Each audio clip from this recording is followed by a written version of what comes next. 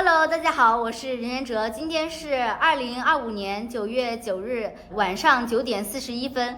我们今天也是圆满的上完了一节舞蹈基础课。我们有幸的上到了仔仔老师的课，因为仔仔老师的话对我们的要求也是比较的严厉，所以说我们的进步和上升的空间也是比较大的。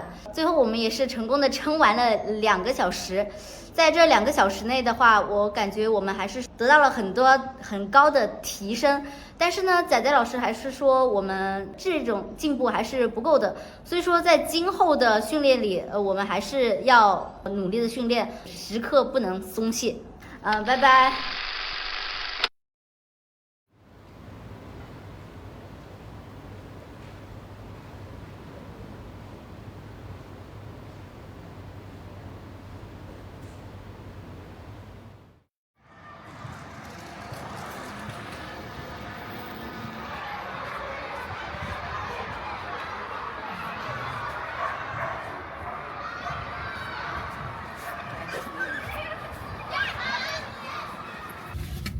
好吧，现在咱们4点钟就要去上课了，也是特别的开心。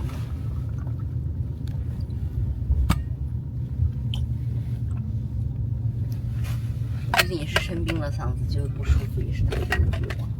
你今天下课是比较早，说一下你接下来的课程呗。接下来就是，我要去上4点的课，4点的声乐课。但这次我嗓子也是不好啊，因为咽喉炎、鼻炎那些，都犯了，所以说现在还是又痒又痛，然后呢还流鼻子，还咳嗽，又有痰，特别的悲伤。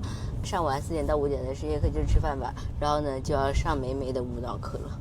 上完舞蹈课可能就9点多吧就可以回去，就可以做作业了。我还有一大堆的作业。今天在学校有没有什么有趣的事情发生呢？今天在学校也是特别的吓人，因为我们隔壁班一些同学拿那个什么作业本的纸嘛，然后呢做了一个特别高级的纸皇冠，然后呢我一来，他们就对我说：“艾莎，你愿意成为下一任女皇吗？”然后呢我就是被迫配合他们完成了什么加冕仪式嘛，也是特别的高级。那你这次月考刚考完嘛？你对自己满意和不满意的点分别是哪些呢？满意就是我这个声乐，然后呢，我自己觉得我唱的特别的好听啊，跟上次的考核相比，也是差距非常的大，就感觉进步了不少吧。然后呢，不满意就是我那个舞蹈在镜头里的自己就感觉四肢软弱无力，然后呢框架也比较小，然后呢还有一点就是那个状态啊，就是那种表管什么的，我觉得还需要加强。那你这一次总体，你觉得比起来跟上一次比怎么样？进步了一点吧。你觉得你在整个团队里面，你算哥哥还是算弟弟呢？要算哥哥吧，因为我是他们当中年龄比较靠前的了，比他们更成熟稳重一些。那你觉得你在整个团队里什么担当的？就稍显成熟的一个成熟担当吧。为什么呢？平时呢，就是扶得上去，沉又沉得下去，遇到比较难的、比较稳得下来的那种吧。你有想好你要去做哪一件有意义的事情了吗？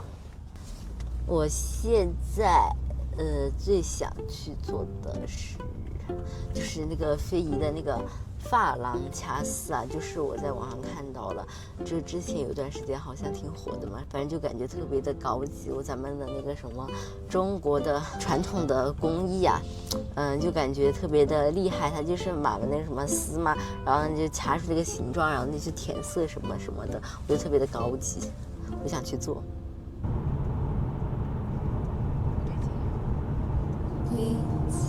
Fast colors and promises. How to be brave? How can I love and I'm afraid to fall by watching you stand alone? 那你现在中途空了2个小时，就是做作业吗？对，因为有很多作业，我今天带了一袋子的作业，加油！你这个草稿纸会不会太寒酸了一点？我忘记带草稿本了，所以说我只能这样。你可以拿几张 A4 纸啊？太浪费了，家人们，拿这个吧，这个到时候还可以当笔记纸。你写什么英语作文？Goodbye speech 告别演讲，我们的英语老师疯了，他让我们连续写了3天的Goodbye speech。看一看你这个。然后我们就问老师，老师这要不要写落款？老师说啊可以写啊。然后呢，他们说但是原文了没有啊？老师说哎你可以写，你可以不写。然后呢，到号的时候，幸好老师没给我算错，我还是考了满分。很棒，可以。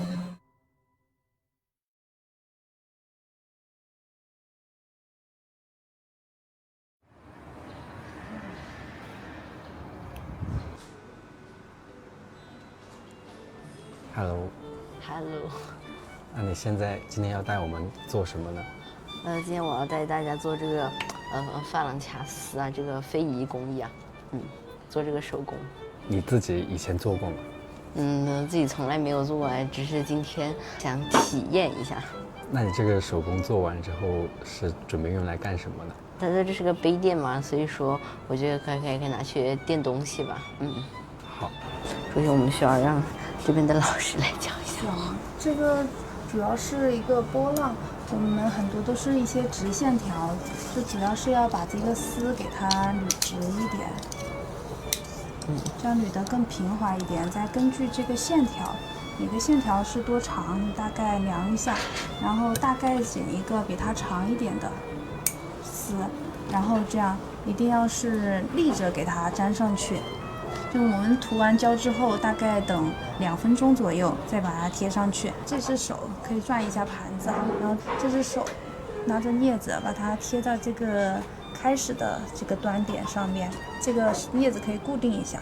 这只手呢，就根据这个线条的弧度去摆，然后到这个地方要转弯了，我们就把它再往上挪一点，然后再垂直把这个多余的线剪掉。然后这个圆圈的话，就可以用这种，做这上面有很多小水泡，所以做这个圆圈的话，可以拿一个类似的圆柱体，然后搅几圈，然后再从中间剪断，这样就变成一个个的圆圈。可以给它稍微调整一下，就再粘上去就可以了。OK。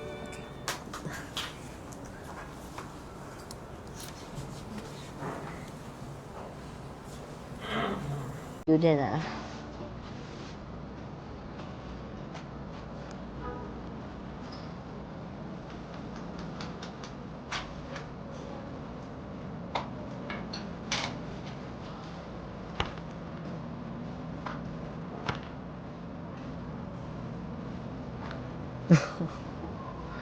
手残党。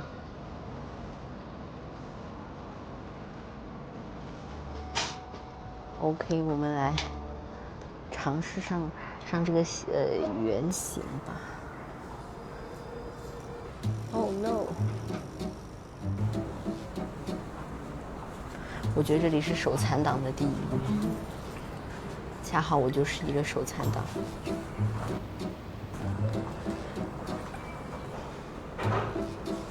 比一下。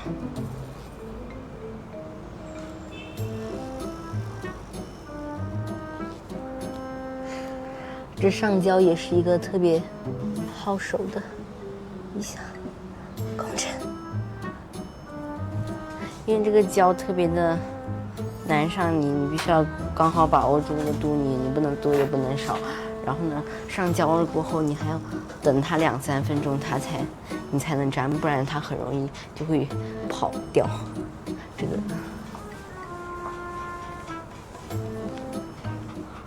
你觉得你这个作品大概需要花多久的时间？我觉得可能需要2-3个小时吧，因为这个掐丝是个特别耗手的一个功夫啊。然后呢，搞完之后还要上色什么的，反正就是要特别的耗时。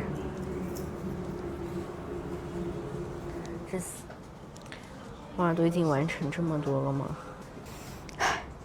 像这种才是最难弄的，因为要撇很多弯。啊，加油！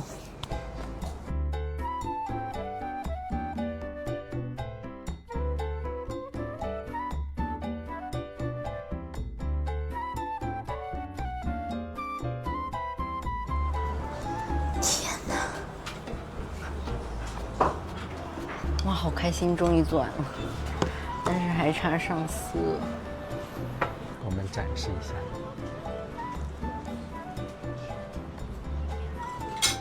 哇！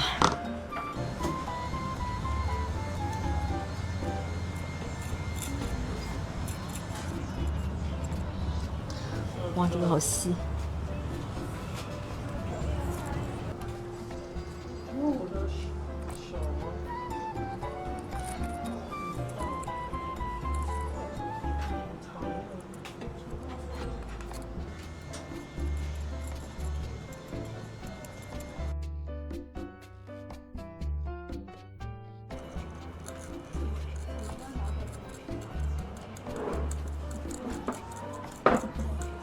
接下来准备去干嘛？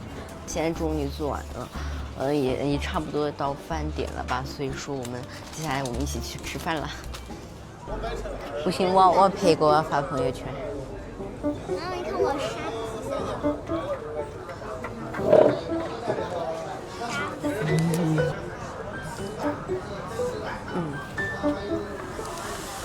杀也是非常的好看。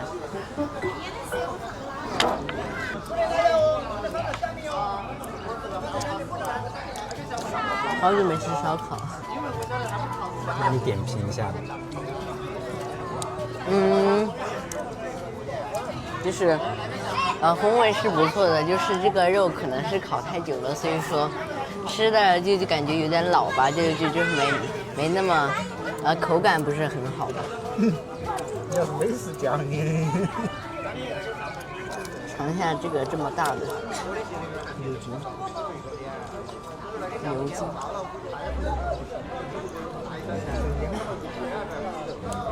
可能因为它是筋吧，所以说没那么入味，就是它只有表面一点点辣味，然后呢吃了嚼几下它就没有味道了，一般吧。这种烤焦了的口感也是比较好吃，然后这个牛筋的话它就比较糯一点，所以说入口即化，也是特别的还行，行是行，就是不太出彩，就有点辣。尝尝这个大鱿鱼啊，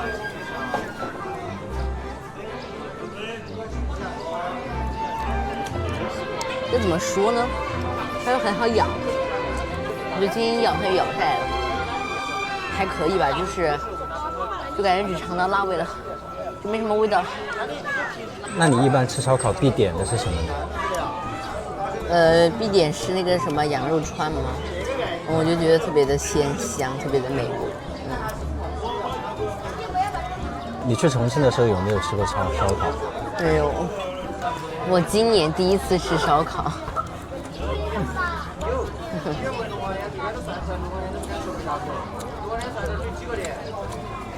那你吃完饭之后还准备去干什么呢？我可能要去逛一下那个天府大悦城，因为我们明天不是和杨丽好、杨玉芳他们约出去玩吗？然后做点好吃的吧，所以说去天府大悦城去那边买一点菜，然后回去玩一下。听说那边搞什么6·1活动吗？好像还可以领礼物什么的，我就感觉去蹭一下碰碰运气吧。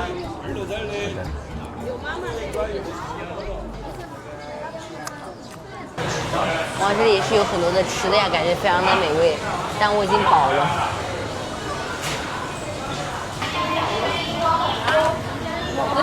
先来推个小车。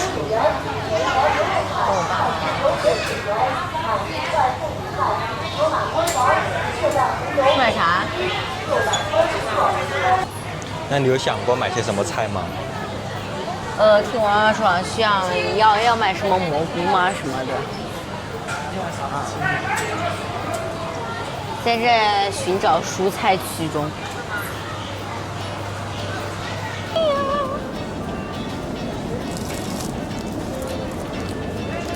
买个这个吧，这叫什么？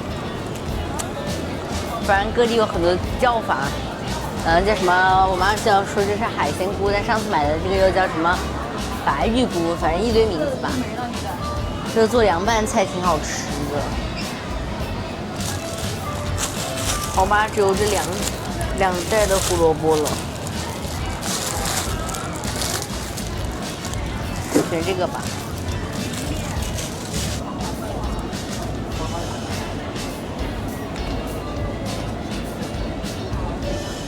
好吧，好像只有这一个水果小黄瓜了，这还可以。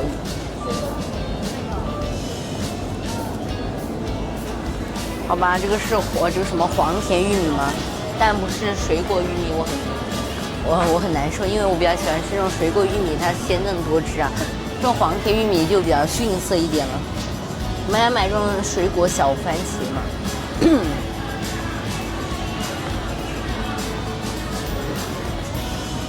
这个吧，这个感觉颗颗饱满，应该比较 nice。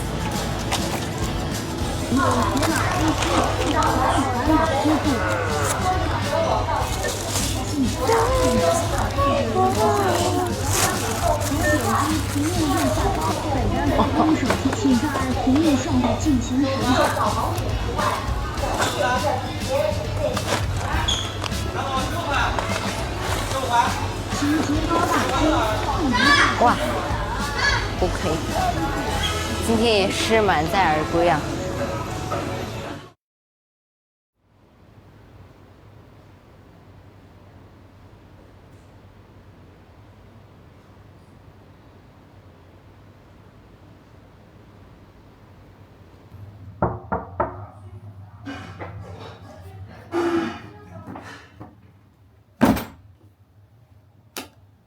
起床啦！起床啦！起床啦！起床啦！起床啦！起床啦！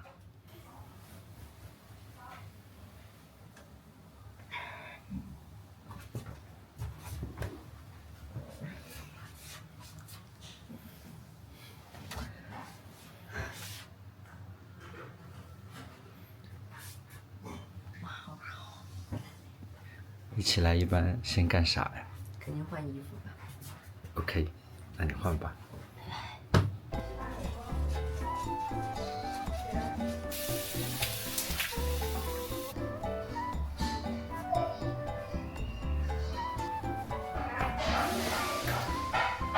我比较喜欢跟脸是神清气爽的人出去。我们起床之后，我觉得我们应该先喝一杯热水吧。拿上我特别好看的杯子啊，这个什么史努比也是特别好看。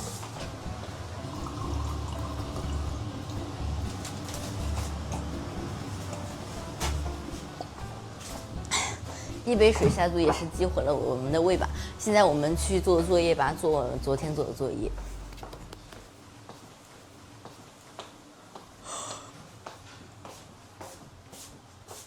这就是我昨天晚上回来，然后呢，赶紧补的作业吧。我的语文作业已经在我的学校给做完了。我们的数学老师叫我们回去做什么圆柱和圆锥的思维导图。然后呢，这个思维导图老师为了让我们这个有自己的想法，就把我们的那些学习资料全给没收了，让我们自己对着书，还有自己总结出来的自己做。我已经写了1点吧，现在我们需要用中性笔来勾，而且我们老师说，如果做不好还要打下来重做，所以说特别的悲伤，所以说我们还需要装饰一些，让自己的卷面看上去比较的干净整洁，然后呢漂亮的。感觉自己写的应该还可以吧。那你写完这个，等一下下一步准备干什么？我觉得可能就要去吃饭了吧，你过一会儿就要上课了。平时都是你家的谁送你去上课啊？我爸爸吧，因为他开车啊，我妈妈不会开车。主要是星期六我妹妹也有课，要去上什么小主持嘛。哦，你今天的课是几点到几点？今天的课特别累人，从1点到7点， 1点到2点是体能，然后呢2点到4点是舞蹈，然后6点到7点才是声乐，所以说中间呢大概有差不多2个小时之间吧，我也不知道要干什么了，可能就是要拍一些练习的视频。因为我看你家离公司还蛮远的，然后你在这个路途中，你一般会干什么事情呢？一般就是得趁这个时间来练歌吧，因为自己的那个 paper hearts 有特别大的提升空间，比如说什么咬字啊，什么情感的递进啊什么的，还有一些发音也还有点不标准，还有一些音准吧。那你练歌的话，你会有一些自己喜欢的一些曲目吗？或者是一些喜欢的歌手吗？有吧，练完之后可能会听一些自己喜欢听的歌，最近比较喜欢听那个 Justin Bieber 的那个Boyfriend。那你有特别喜欢的歌手吗？比较喜欢单依纯吧，因为单依纯我觉得她的歌都特别的好听，特别的优美啊，特别有感情。然后那种我就喜欢听那个徐瑶演的那个什么像烟火爱过，然后听的那个像烟火爱过，那个也挺好听。然后呢，还有那个我觉得他翻唱的给电影人的情书也是特别的好听吧。然后我还给他专门建了一个歌单，然后呢把我喜欢听的单依纯的歌都搞里头了。差不多就长这样吧，希望不会打下来重做。我们可以收拾。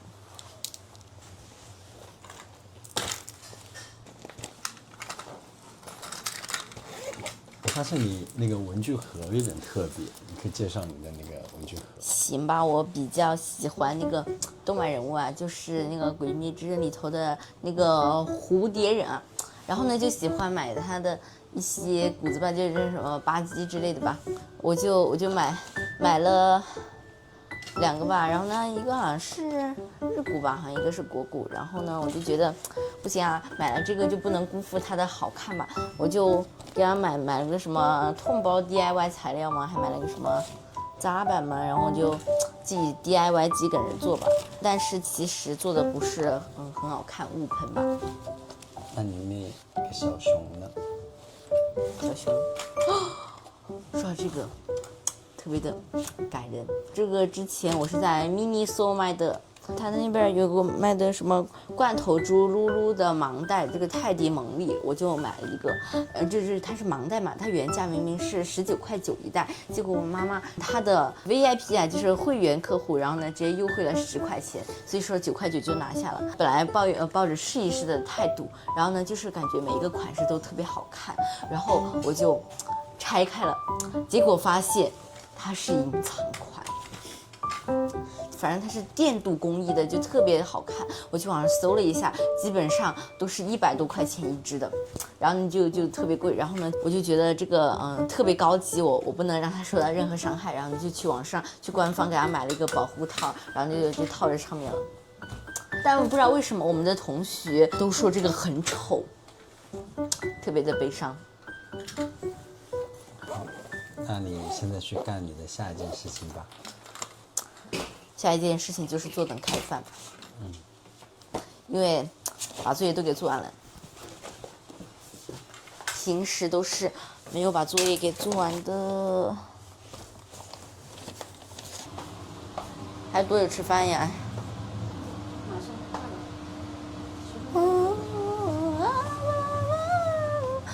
待会儿给你们看一道特别我觉得特别好吃的菜吧。我之前我妈给我做这么大一碗，然后我就吃了半碗，然后我觉得特别好吃。它是用什么莴笋，然后呢切成丝，然后再放那个什么海鲜菇吗？我觉得海鲜菇其实就是提升我们的口感的，就是莴笋已经很脆了嘛，但是总感觉很硬，然后呢这特别的割口，然后海鲜菇就是这什么的润滑剂吧，然后呢就是特别的 Q 弹，特别的爽滑，然后呢就是特别的好吃，对。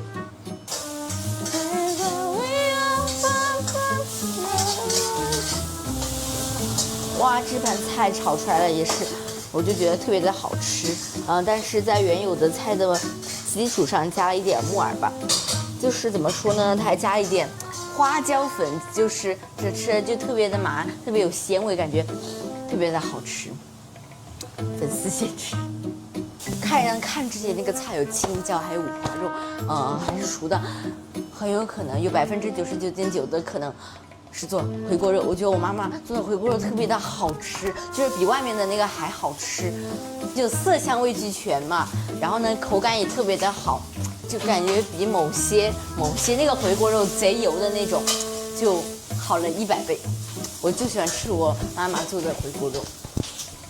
不知道为什么，我小时候我觉得回锅肉好难吃啊，特别是还要放什么蒜苗啊什么什么的，然后就觉得好难吃啊，巨难吃，我觉得巨恶心，我不喜欢。然后吃肉就还要使劲把那个蒜苗拿筷子一一的耗费很多时间把那个蒜苗给刨开。现在觉得哇，蒜苗配着回锅肉好好吃啊，我要吃。看了时间已经11:36了，12点的时候就必须走了，现在只有20多分钟了，所以说我们必须要加紧时间吧。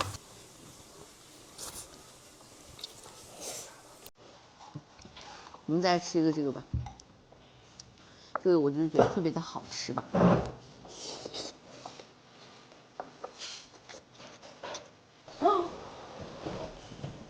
我把那天穿了个丑鞋就过去。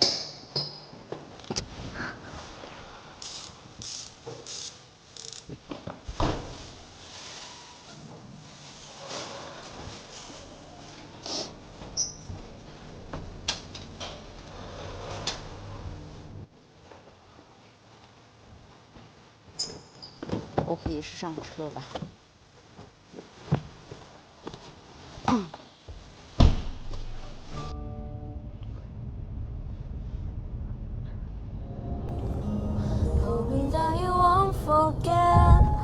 前方有限速摄像头。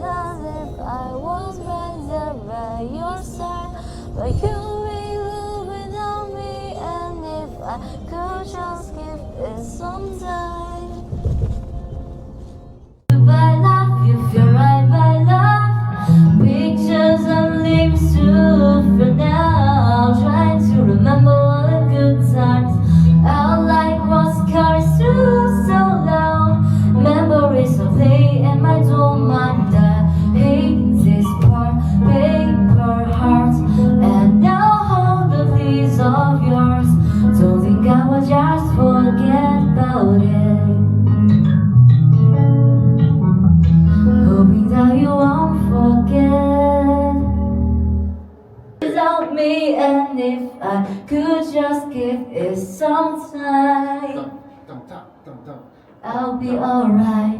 这个没有啊的。可以拍了吗？ Goodbye love, be right back. 这个反拍运动我不给你打了，你自己打啊。听到没？你要自己去踩住，要不然就太那个了，你还不了拍。And now hold a piece of yours. Don't think I will just forget about it. 那你今天上课这一天就结束了，那你今天学到啥呢？我今天也是收获满满，就是咱们的声乐课也是收获了很多，然后呢也发现了我唱歌上很多的问题。我觉得我就是有那些哼鸣那些位置啊，然后呢也找不到，还有些唱法上，老师要给气，所以说听着听感就不是很好，就很爆，所以说我还要回去勤加练习。拜拜。Hello， 我回来啦。Hoping that you won't forget。终于回来了。好吧，现在已经9点半了。我的那首 Paper Hearts 之前是降3个调，今天竟然降了4个调，但是感觉在自己的舒适区了，就感觉唱的比较舒服。但是那个新伴奏就是有点不熟悉吧，所以说今天怎么说呢，有点拉垮。但是我觉得进步还是蛮大的，对。那你现在回家一般会干什么事情呢？因为这几天回家，一般都很晚，所以说回来就不能干什么事，然后呢就要赶紧被我的妈妈催着赶紧去洗漱、洗脸、刷牙，然后呢睡觉吧。有的时候，如果时间还充足的话，会练一下，比如说老师布置的作业，比如说基本功什么的，就有好几次突然想起来自己的基本功还没练，然后呢就赶紧在睡前赶紧练，然后明天赶紧检查。好，那你现在去洗漱吧。好的，我现在去洗漱了。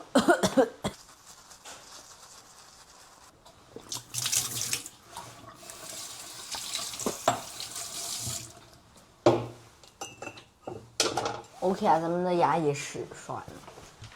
那些奖状你可以介绍一下。怎么说呢？有99.999%的都是在我那个什么小主持培训班，然后呢，获得的含金量不是挺高的。然后我觉得比较含金量比较高的话，就是这个它是省级的特金奖，这个主持的省级的特金奖。我记得我还有一个，这个是全国的特金奖，还行吧。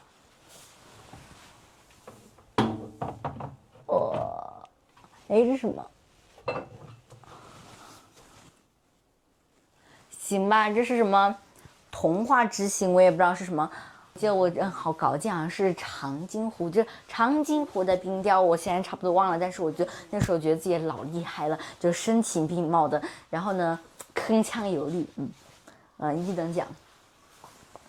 怎么说呢？还有一个这么多金色里头，还有一个银色的，那是我第一次参加那个钢琴比赛获得的一个银奖，我觉得自己还是挺不错的。我明明上第二次钢琴比赛，我就获得了一个本组的第1名。那时候我才学多久来着？学1年还是2年吧。然后觉得自己老厉害了，因为自己同组的全是6、7级的水平，而我才考过4级。然后那时候觉得自己老厉害了，就得了1等奖。但是我的奖状我不知道给我放哪儿了，可能到现在还没有拿走吧。现在去介绍一下你的房间吧。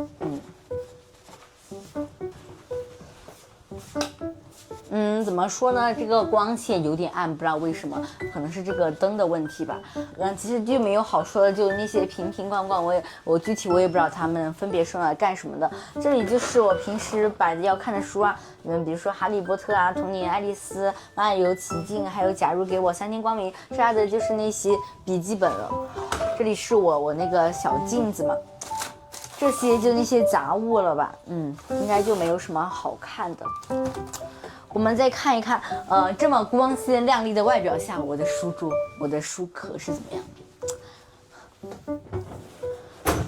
的？开幕暴击，乱成一坨了吧？这是我那个之前那个 DIY 那个痛包，就是那个蝴蝶比赛的那个剩下来的材料，都很多都没用上吧。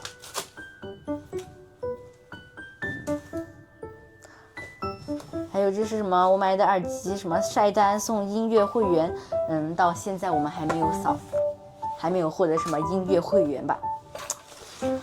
大家看这么大一坨布，就是我买的那个什么扎板吗？我看人家扎板都是什么布织布做的，就我买的这是什么？吃饭的那个吃西餐的那个嘛，我就想问他是不是拿来这个充数的，我就一直很想问这个商家。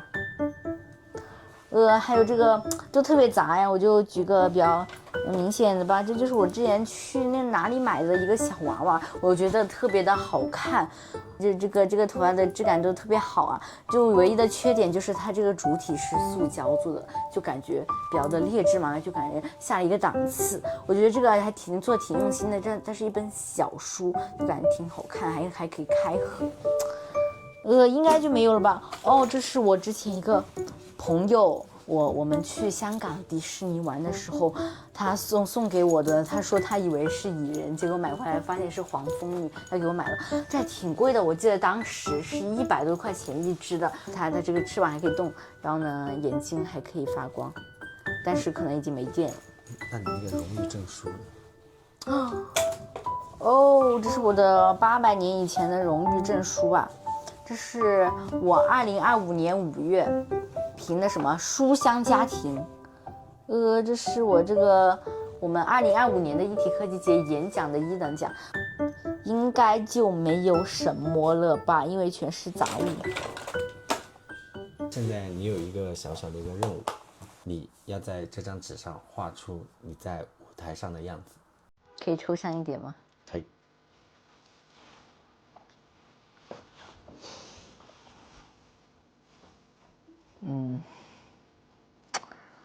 画工不是很好吧？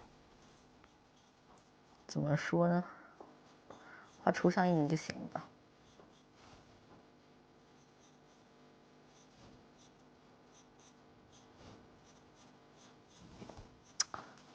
火柴人可以吧？嗯。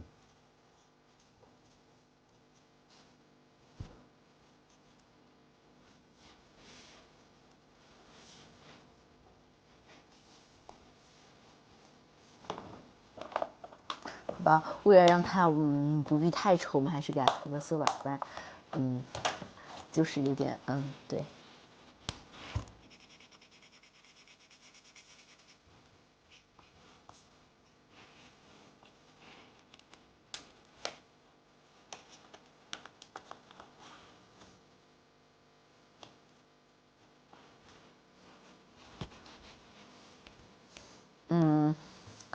自个儿就是这样子觉得吧，觉得自己在舞台上，特别的轻松，特别的自在，特别的就是那个在舞台上大放光彩吧。然后呢，就是把自己那些会的那些都展示在舞台上，对。然后呢，就面对观众也不会怯场，因为就拿我这次考核那些吧，然后我就觉得我站在台上面对这么多观众，我就在心里感不到一点紧张。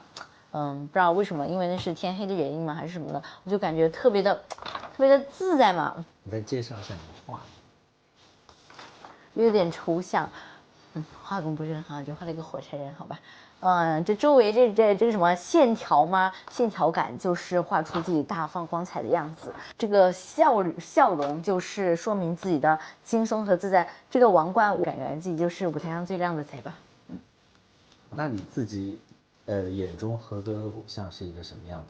唱跳都很可以，素质也特别高，然后呢就感觉特别的有礼貌那些的，然后呢也还有气质，然后跳舞又好看，唱歌又好听那种吧。好，那你自己想给你的粉丝带去什么样的能量？快乐吧，带一种快乐、积极向上的那种能量。好，现在还有一个东西，就是你要在这张纸上写下一句话，送给5年之后的自己。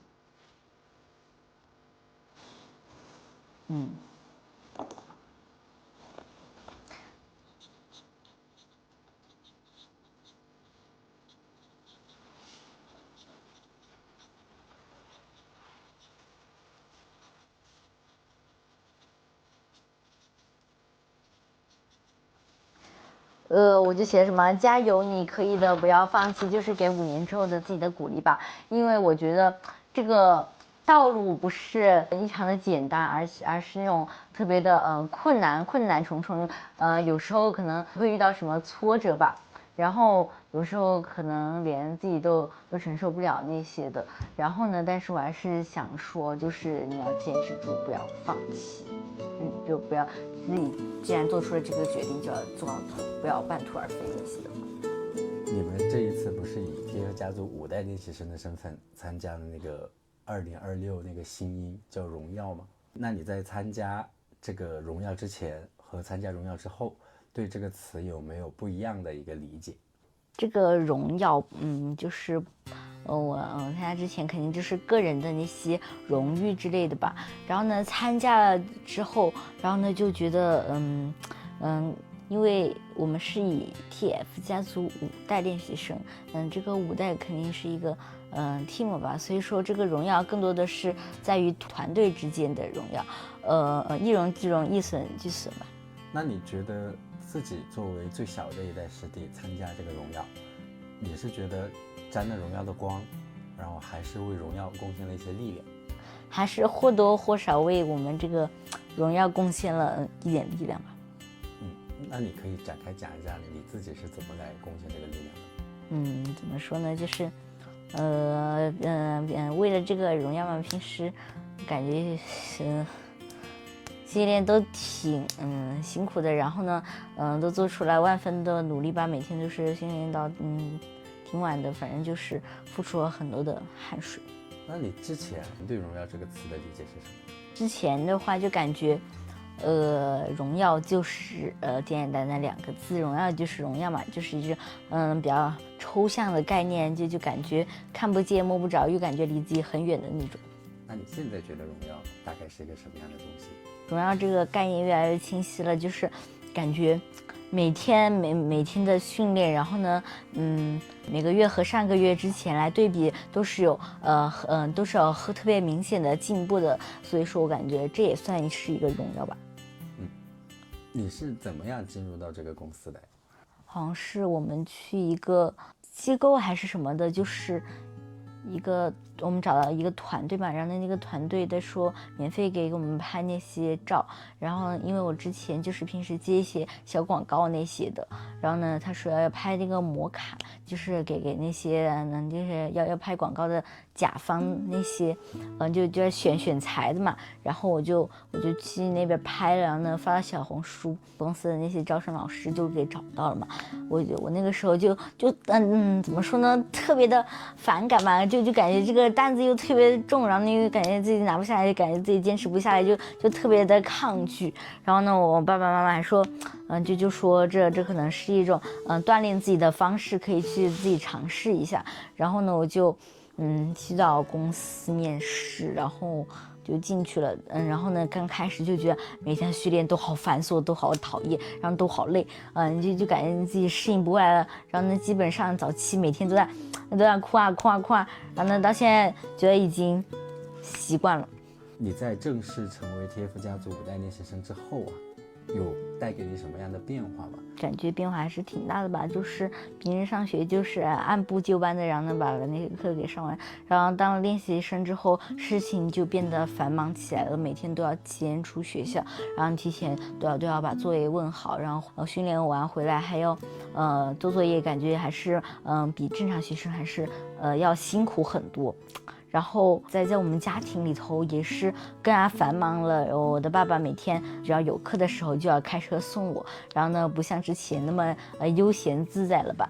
然后我妈妈每天做饭也做得特别急，时间特别的赶，然后和家人的在一起的时间也是变少了吧。那你的校园生活呢？其实我觉得自己的同学还是挺好的吧，因为已经相处了6年，他们还是把我像一个正常的学生那样子看待，不像什么哇你好出名啊，我要崇拜你什么的，但他们还是自己什么是最普通的一面吧。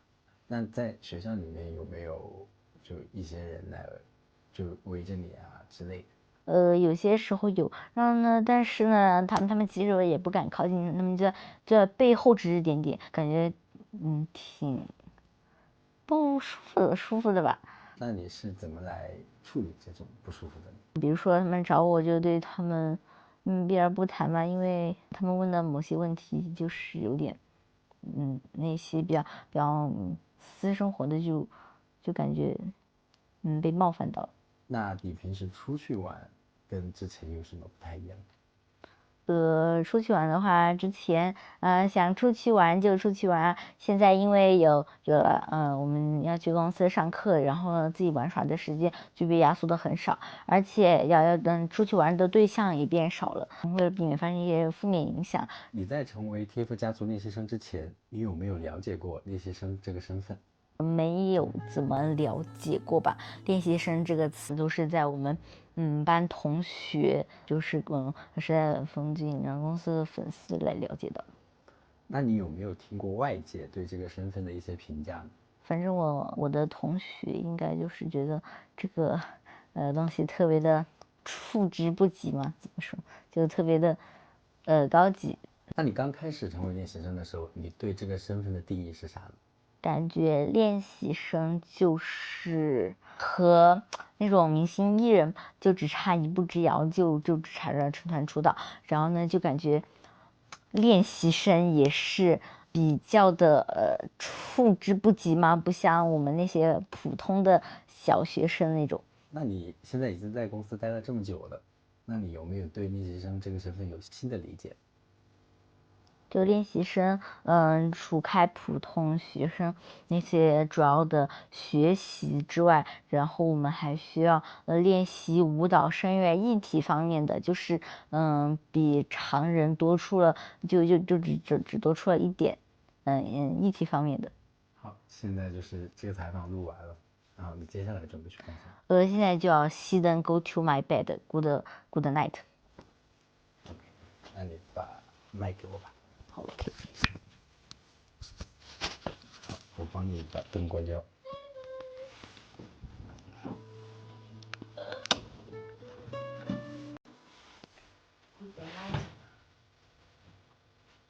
明天见，好吧，拜拜。拜拜。